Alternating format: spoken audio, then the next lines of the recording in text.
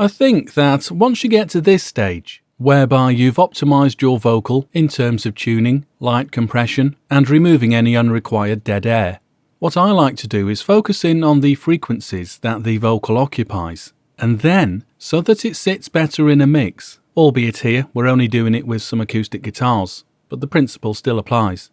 Work out the vocal frequency range and make some room with the instrumentation that the vocal is going with. One method of doing this here within Cubase, when you are looking at the mix console, up here, once you start playback and you click, then you can access EQ settings. So with this vocal track, for example, I would start playback and work out where most of the energy lies, roughly to its lowest main frequencies and the top end too. I'll start playback and you'll see what I mean. Give me your attention, baby. I wanna tell you a little something about yourself. You're wonderful, flawless, ooh, you're a sexy lady. But you're walking around here like you wanna be someone else. Oh, whoa, I know that you don't know it, but you're fine, so fine. Okay, now we saw that the main vocal energy at the low end was around about 250, maybe 300 Hz, and moved up to about 5.5, maybe 6K. Yes, admittedly, there are other frequencies too, but the main area is between those points. So, with that in mind, I can now sculpt out roughly the same area, but this time reducing some volume for our backing, in this case these guitars.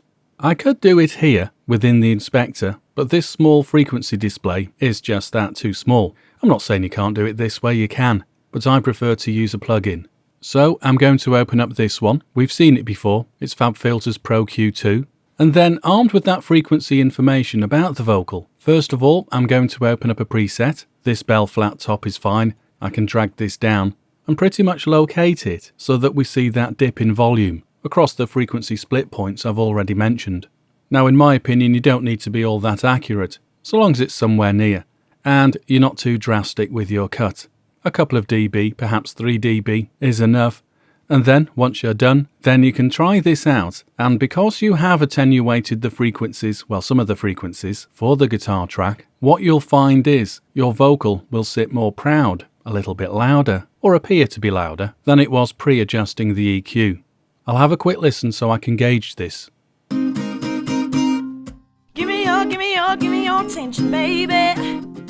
Okay, now the vocal was quite a bit louder there, so set like this at -6 dB is perhaps too much, so I'm going to increase the guitar volume. I'll take it up to -3 dB and increase the 3 dB there for the guitars. Let's check it out and hear how this sounds. Here we go. Give me your attention, baby.